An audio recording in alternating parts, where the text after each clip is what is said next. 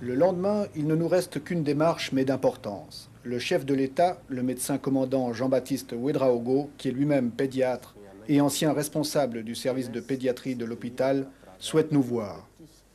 Il voulait d'abord nous parler de l'émission suisse Haute-Volta qu'il avait vue. Je voudrais d'abord vous remercier de l'occasion que vous me donnez de m'adresser aux téléspectateurs suisses. J'ai été particulièrement touché de suivre cette émission et pour moi, qui ai déjà vécu en Europe, moi qui ai travaillé dans des hôpitaux français, je suis à même de comprendre toutes les réactions que cette émission a suscitées. Quand on visite ces hôpitaux-là, on est traumatisé. En tout cas, n'importe quel praticien qui mettrait le pied dans le service de pédiatrie, par exemple, s'il n'est pas très patient, s'il n'est pas maître de lui-même, il perdrait les pédales. Enfin, excusez-moi le terme. Mais c'est désolant, c'est désemparant. Tout n'est que urgence. Les mesures que nous souhaiterions prendre, nous ne les avons pas prises parce qu'il nous manque les moyens.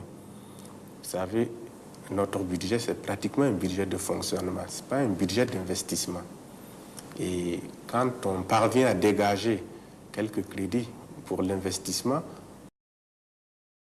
les investir dans des domaines susceptibles de rapporter quelque chose. Ce qui veut dire que des départements comme la santé sont pratiquement délaissés. On fait des efforts, mais les efforts ne peuvent pas suivre la demande. Et pour vous, chef de l'État, est-ce que vous pensez que dans vos différents ministères, vous pourriez augmenter, par exemple, les possibilités du ministère de la Santé en réduisant les possibilités d'un autre ministère, ou cette politique-là est difficile à appliquer? Cette politique est extrêmement difficile à appliquer parce que ce que nous faisons, c'est déjà un effort, je ne dirais pas surhumain, mais il est vraiment au-delà de nos possibilités. Parce que, comme je vous le dis, tout ce que nous engloutissons dans ce département-là, je ne dirais pas que c'est à perdre, mais ce n'est pas concrètement vu. Et cela est d'autant plus difficile que nous n'entrevoyons pas de solution dans l'immédiat. Nous sommes obligés de nous retourner vers les pays amis, traditionnellement amis. Ce que vient de dire le chef de l'État s'explique. Il faut savoir que la Haute-Volta est un des pays les plus pauvres du monde. Il n'a pas d'industrie, pas de matières premières facilement accessibles, pas de débouchés sur la mer. Il connaît des problèmes climatiques graves, une sécheresse endémique. Après avoir vu et entendu le chef de l'État, nous nous sommes rendus au ministère des Affaires étrangères pour la dernière opération de notre voyage éclair, la signature du protocole d'accord. C'était un moment particulièrement important. Alors dans ce cas, je pense qu'il faudrait passer à la signature. Aboutissement de notre démarche, la signature de l'accord final. L'État assure le personnel, nous nous engageons à construire le bâtiment, ce qui est tout à fait possible puisqu'aujourd'hui, nous avons réuni 830 000 francs.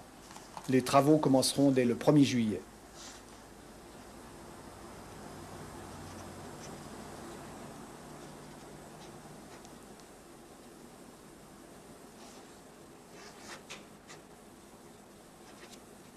Cette action, temps présent, assistance Haute-Volta, marque, je crois, un temps fort dans la coopération entre les deux pays et peut-être l'un des exemples réels de ce qu'on pourrait appeler la coopération, sans pour autant attendre peut-être des grandes actions de gouvernement ou autre.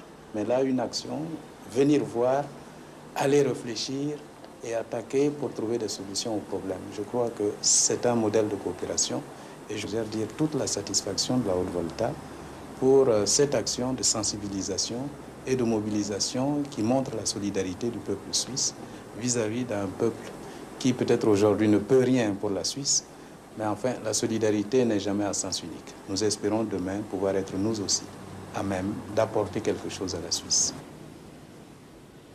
C'est donc à côté de l'hôpital que sera construit d'ici mars 1984 un pavillon de pédiatrie grâce au mouvement de solidarité des téléspectateurs.